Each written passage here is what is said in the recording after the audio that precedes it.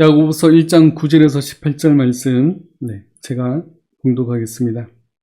낮은 형제는 자기의 높음을 자랑하고 부한 자는 자기의 낮아짐을 자랑할지니 이는 그가 풀의 꽃과 같이 지나갑니다. 해가 돋고 뜨거운 바람이 불어 풀을 말리면 꽃이 떨어져 그 모양의 아름다움이 없어지나니 부한 자도 그 행하는 일에 이와 같이 쇠잔하리라. 시험을 참는 자는 복이 있나니 이는 시련을 견디어 낸 자가 주께서 자기를 사랑하는 자들에게 약속하신 생명의 면류관을 얻을 것이기 때문이라. 사람이 시험을 받을 때에 내가 하나님께 시험을 받는다 하지 말지니 하나님은 악에게 시험을 받지도 아니하시고 친히 아무도 시험하지 아니하시느니라. 오직 각 사람이 시험을 받는 것은 자기 욕심에 끌려 미혹됨이니 욕심이 잉태한 즉 죄를 낳고 죄가 장성한 즉 사망을 낳느니라. 내 사랑하는 형제들아 속지 말라. 온갖 좋은 은사와 온전한 선물이 다 위로부터 빛들의 아버지께로부터 내려오나니 그는 변함도 없으시고 회전하는 그림자도 없으시니라. 그가 그 피조물 중에 우리로 한 첫 열매가 되게 하시려고 자기의 뜻을 따라 진리의 말씀으로 우리를 낳으셨느니라. 아멘. 시험을 참는 자라는 제목으로 우리 함께 말씀을 살펴보겠습니다. 이제 지난 시간부터 야고보서를 시작했습니다. 그러면서 우리가 지난 시간에는 야고보의 첫 번째 권면의 내용을 살펴보았습니다. 그 첫 번째 권면은 너희가 여러 가지 시험을 당하거든 온전히 기쁘게 여기라 라는 말씀이었습니다. 그런데 어떻게 우리가 여러 가지 시험을 당하는데 온전히 기쁘게 여길 수가 있습니까? 이것이 복음의 신비입니다. 참된 복음을 깊이 있게 깨닫고 하나님의 주권과 하나님의 신실하심을 믿고 안다면 모든 시험을 오히려 기쁨으로 감당해 낼 수가 있습니다. 그러므로 여러 가지 시험을 만날 때 내 힘으로 그것을 견디고 이겨내는 것이 아니라 하나님께 지혜를 구하고 하나님의 도우심을 구해야 합니다. 모든 것을 이길 힘은 내 안에서 나오는 힘이 아니라 하나님께서 주시는 힘으로야 가능한 것이기 때문에 그렇습니다. 그런데 하나님을 의심하는 사람은 이 모든 시험에서 실패할 수밖에 없습니다. 그것을 우리가 8절에서는 두 마음을 품었기 때문이라고 우리가 지난 시간에 살펴보았습니다. 이 두 마음이라는 것은 나누어진 마음이기 때문에 어느 한쪽으로도 온전한 마음을 가질 수가 없습니다. 오늘 본문 9절에서 11절 말씀을 보겠습니다. 우리 함께 읽어보겠습니다. 낮은 형제는 자기의 높음을 자랑하고 부한 자는 자기의 낮아짐을 자랑할지니 이는 그가 풀의 꽃과 같이 지나감이라. 해가 돋고 뜨거운 바람이 불어 풀을 말리면 꽃이 떨어져 그 모양의 아름다움이 없어지나니 부한 자도 그 행하는 일에 이와 같이 쇠잔하리라. 9절에서 11절은 그냥 읽으면 앞 문단과도 어울리지 않고 뒷 문단과도 어울리지 않는 것처럼 보입니다. 야고보는 처음 시작하면서부터 이 시험에 대해서 이야기하고 이것을 견디고 인내하는 것에 대해서 이야기를 하고 있는데 9절과 11절은 갑자기 부자와 가난한 사람에 대해서 말하고 있기 때문에 그렇습니다. 그런데 잘 살펴보면 이 내용은 이어지는 내용임을 알 수가 있습니다. 우리가 8절에서는 이 두 마음이 생기는 문제를 살펴보았는데 이 사람에게 두 마음이 생기는 가장 큰 문제 중에 하나가 바로 물질적인 문제입니다. 오늘날도 우리가 시험에 들고 두 마음을 품는 가장 큰 문제 중에 하나가 물질의 문제이지 않습니까? 9절에서 이 낮은 형제라는 말은 경제적인 그런 차원에서 비천하고 가난하고 힘없는 그리스도인을 말합니다. 가난 때문에 신실한 그리스도인들도 시험에 들 때가 종종 있습니다. 그래서 이 낮은 형제는 자기의 높음을 자랑하라 라고 말씀하고 있습니다. 자만이나 교만한 마음을 가지라는 것이 아니라 예수 그리스도의 희생으로 말미암아 우리의 높아진 신분을 자랑하라 라는 말씀인 것입니다. 우리는 아무리 가난하다 하더라도 예수 그리스도의 십자가의 대속으로 말미암아 우리는 모든 죄를 사함받고 천국 백성이 된 자들입니다.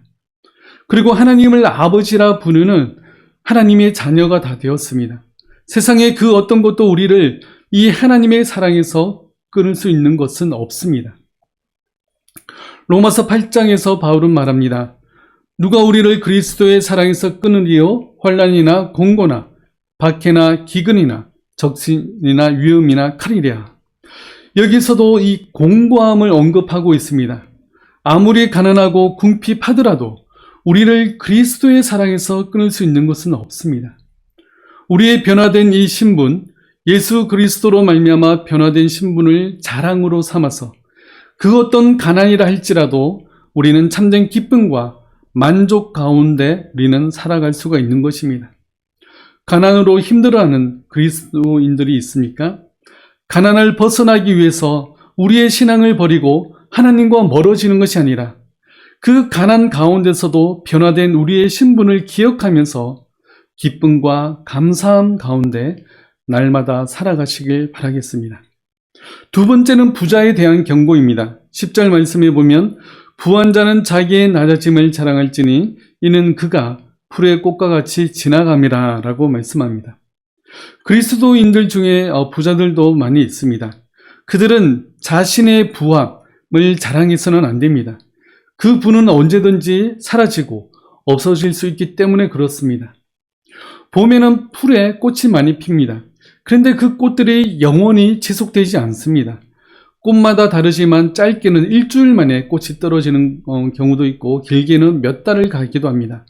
그러나 어느 꽃이건 어느 날 갑자기 다 떨어지며 사라지게 됩니다. 우리가 가진 부가 이 꽃들과 같다고 말씀하고 있는 것입니다. 11절에서는 좀 더 자세하게 설명하는데 11절 우리 같이 한번 읽어보겠습니다. 해가 돋고 뜨거운 바람이 불어 풀을 말리며 떨어져 그 모양의 아름다움이 없어지나니 부한 자도 그 행하는 일에 이와 같이 쇠잔하리라. 사막 기후인 이 지역에서는 가끔 뜨거운 바람이 붑니다. 그러면 싱싱한 꽃도 뜨겁고 이 건조한 바람 때문에 갑자기 말라서 떨어지기도 합니다.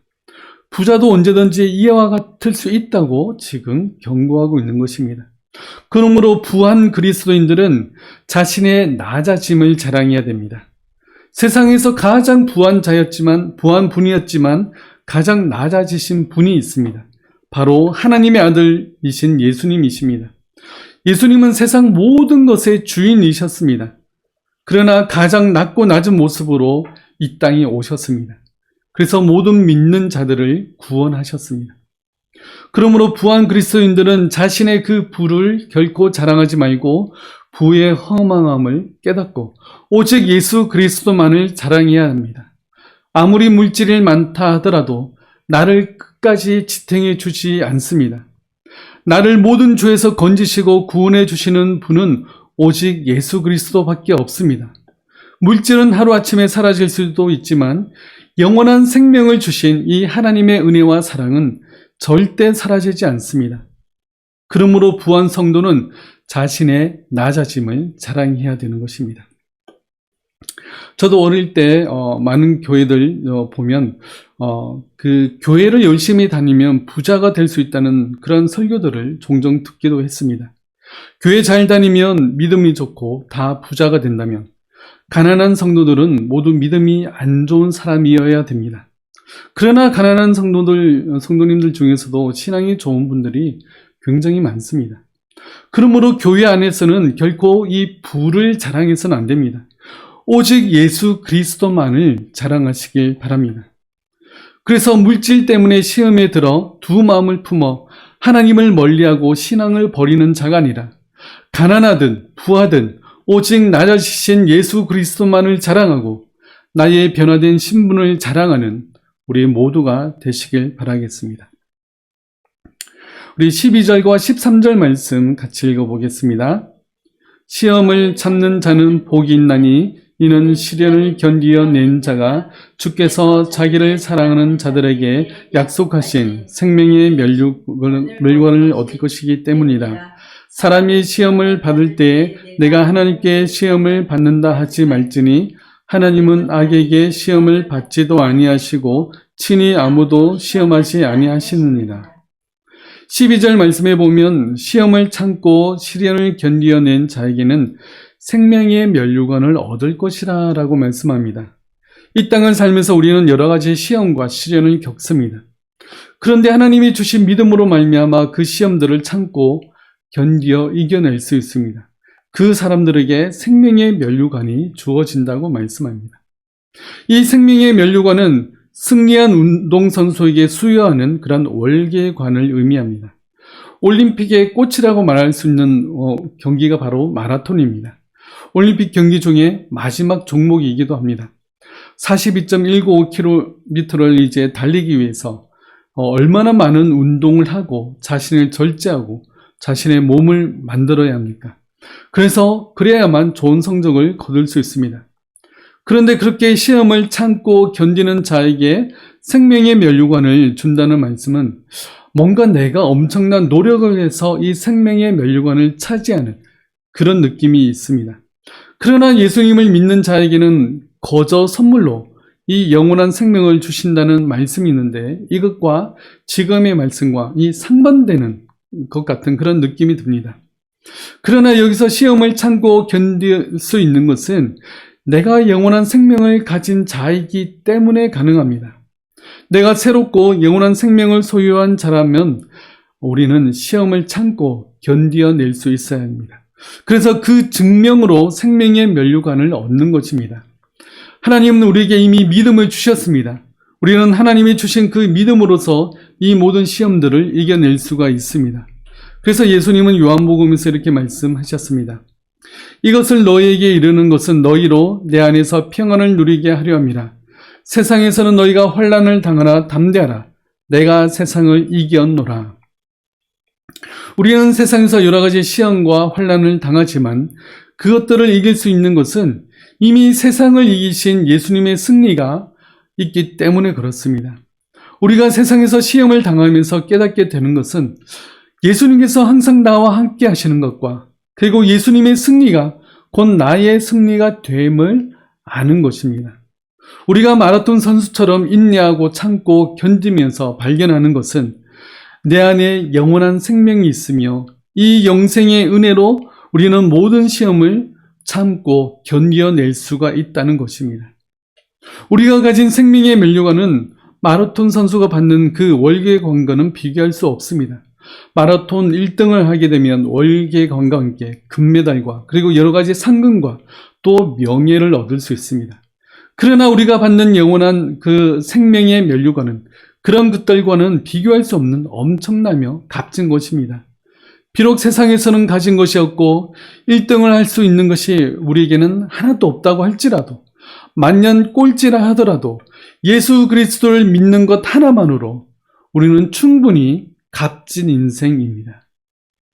예수 그리스도를 믿는 여러분, 여러 가지 시험을 만나거든 참고 견디어내시기 바랍니다. 오히려 여러 가지 시험 당함을 오히려 기쁘게 여기시기 바랍니다. 그러므로 내 안에 영원한 생명이 있음을 발견하고 예수님께서 항상 나와 함께 하셔서 나에게 힘을 주시고 믿음을 주심에 우리는 감사하며 기뻐할 수가 있는 것입니다. 그러므로 이 승리의 면류관을 쓰시는 저와 여러분들 다 되시길 바라겠습니다.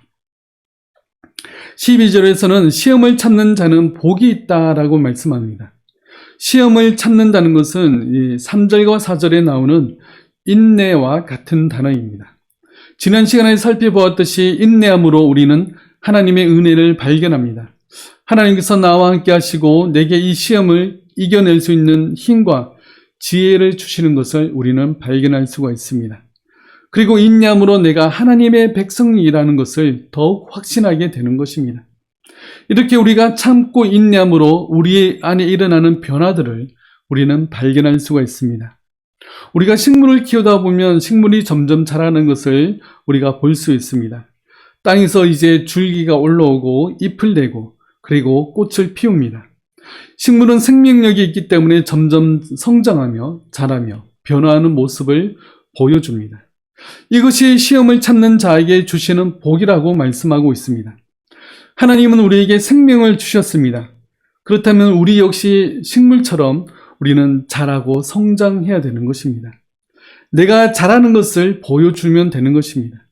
그것이 바로 인내입니다. 시험을 참고 인내함으로 우리는 매일매일 그리고 매년 매월마다 우리는 성장하는 우리의 모습을 조금씩 발견할 수가 있습니다. 우리가 예수님 믿기 시작했다고 우리가 완전한 의인이 되는 것이 아닙니다. 조금씩 성장하는 우리의 모습을 하나님께 보여주시길 바랍니다. 당장 위대한 신앙인이 되는 것이 아니라 어제보다 나은 오늘이 되시길 바랍니다. 한 달 전보다 더 성장한 나의 모습을 보여주면 되는 것입니다. 작년보다 좀 더 자란 우리의 믿음이면 되는 것입니다. 물론 중간에는 넘어지고 믿음이 떨어질 때도 있습니다. 그렇지만 우리가 신실하신 하나님을 의지하고 오늘도 내일도 이 믿음의 한 걸음을 내디디시기 바랍니다. 그러므로 하나님이 우리 안에 주신 생명을 우리가 알고 그것을 인내함으로, 시험을 인내함으로 이겨내고 우리 안에 생명이 있음을 발견하고 그리고 생명을 더욱더 성장하며 키워나가시길 바라겠습니다.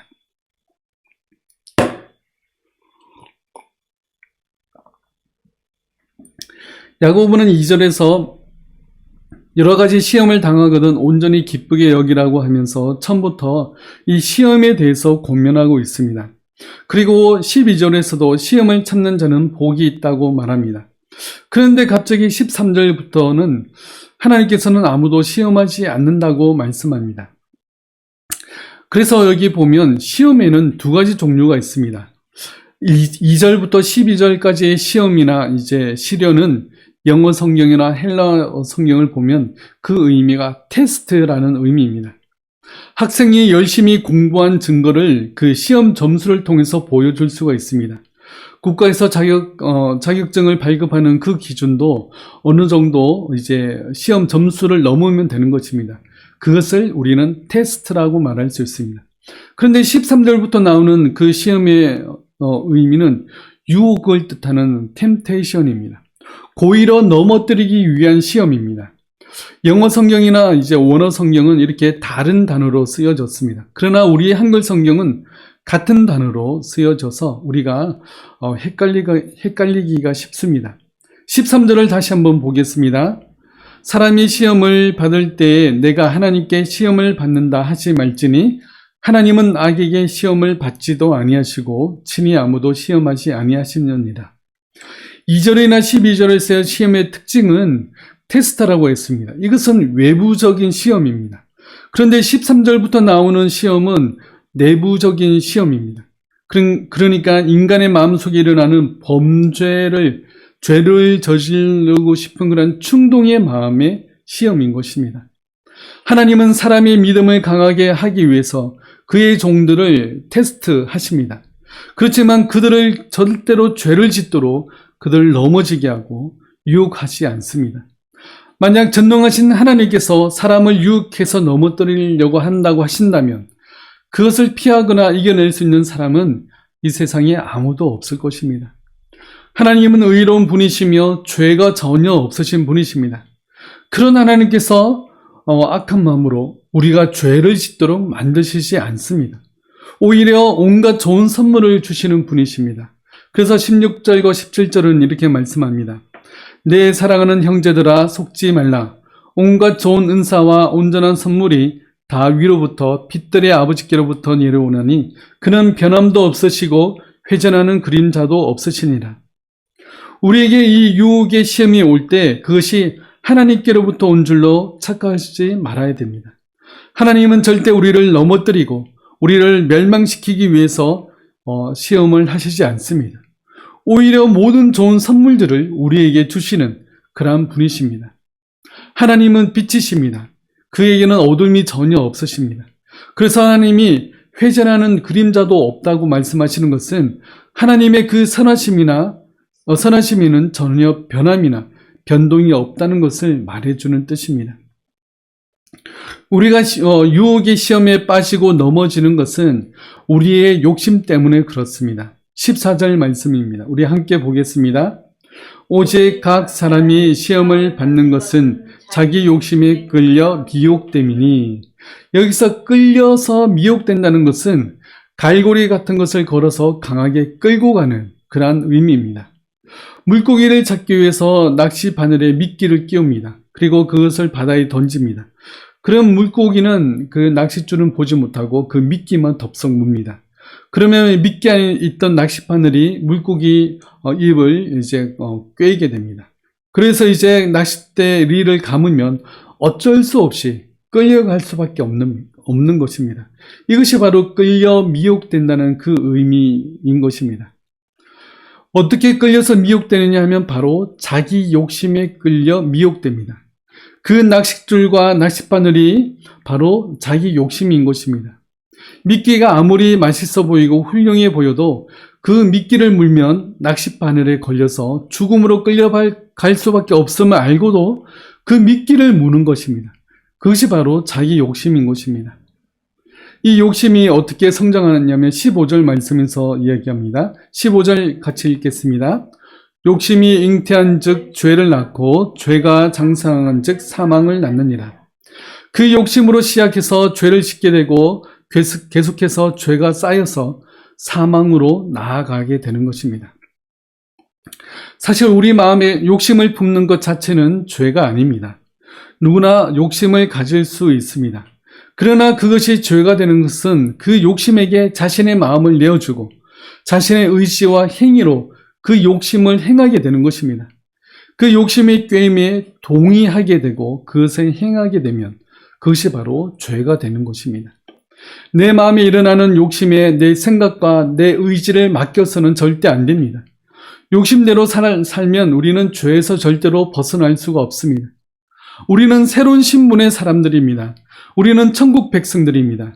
죄가 전혀 없으신 또한 죄를 미워하시는 하나님과 함께 영원토록 천국에서 기쁨으로 살 존재들이 바로 우리들입니다. 그렇다면 이 땅에서 죄를 미워하고 죄를 멀리하는 그런 훈련들을 해야 합니다. 바로 이 믿음의 선한 싸움을 싸워 나가야 되는 것입니다. 그 믿음의 선한 싸움을 싸우는 기준은 바로 진리의 말씀입니다. 우리 18절 말씀을 같이 보겠습니다. 그가 그 피조물 중에 우리로 한 천 열매가 되게 하시려고 자기의 뜻을 따라 진리의 말씀으로 우리를 낳으셨느니라. 그래서 천 열매라는 의미는 이 당시 그리스도인들을 지칭하는 그런 관례적인 그런 표현이었습니다. 우리를 참된 그리스도인으로 만드시려고 하나님은 진리의 말씀으로 우리를 인도하십니다. 우리가 이 진리의 말씀을 따라갈 때 유혹의 욕심에서 벗어날 수가 있는 것입니다. 그리고 시험이 올 때마다 그 시험을 참고 견딜 수 있는 방법도 이 진리의 말씀 안에서 우리가 발견할 수가 있는 것입니다. 그러므로 진리의 말씀 따라 믿음의 선한 싸움을 싸우시기 바랍니다. 여기에는 끊임없는 노력과 의지가 필요합니다. 우리가 가만히 있고 우리가 나태하며 우리가 이 욕심에 내 마음을 그냥 맡겨버리면 우리는 패배할 수밖에 없습니다. 하나님의 말씀으로 말미암아 이 모든 유혹의 시험에서 이겨내시고 하나님의 도우심을 구하시며 하나님과 함께 동행함으로 말미암아 하나님의 참된 백성으로 성장하며 자라가시기 바라겠습니다. 그래서 우리가 참된 하나님의 백성이 되어서 이 땅을 믿음으로 살아나고 그리고 모든 시험들을 우리가 이겨낼 수 있는 그런 우리 모든 믿음의 성도님들 다 되시길 바라겠습니다. 우리 함께 기도하겠습니다. 하나님, 우리에게 많은 시험들이 오겠지만 우리가 그 시험들을 이길 수 있는 힘과 그런 지혜와 능력을 하나님께서 주셨음을 우리가 발견하고 우리가 이 모든 시험에서 이겨낼 수 있는 우리들 될 수 있도록 주님 도와주시옵소서. 하나님은 우리와 항상 함께 하시면서 우리에게 새로운 힘과 지혜를 주시며 또한 진리의 말씀으로서 우리에게 지혜의 능력을 주셨습니다.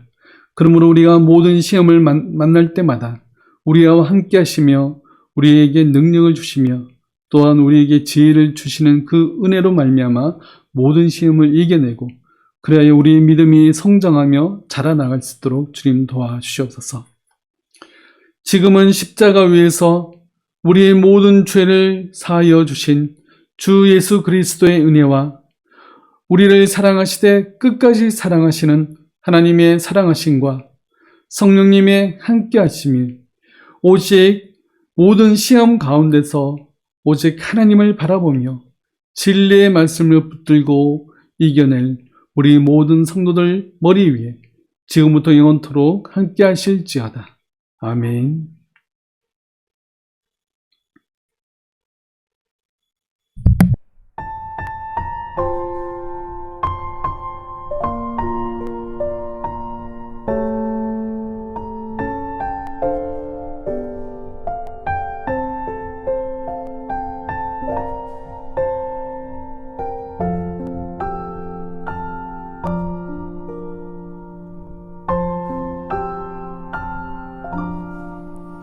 당신이 지쳐서 기도할 수 없고 눈물이 빗물처럼 흘러내릴 때 주님은 아시네. 당신의 약함을 사랑으로 돌봐주시네.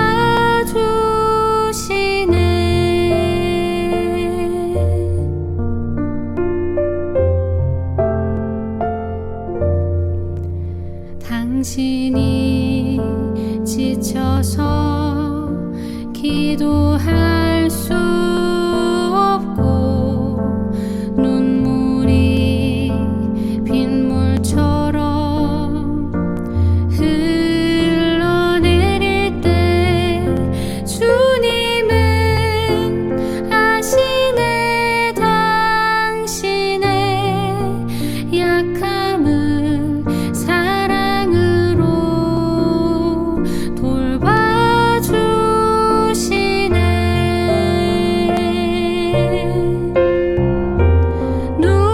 누군가 널 위하여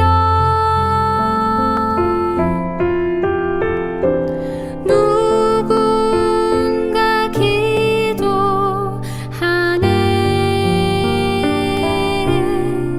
내가 홀로 외로워서 마음이 무너질 때 누군가 널 위해 기도하네.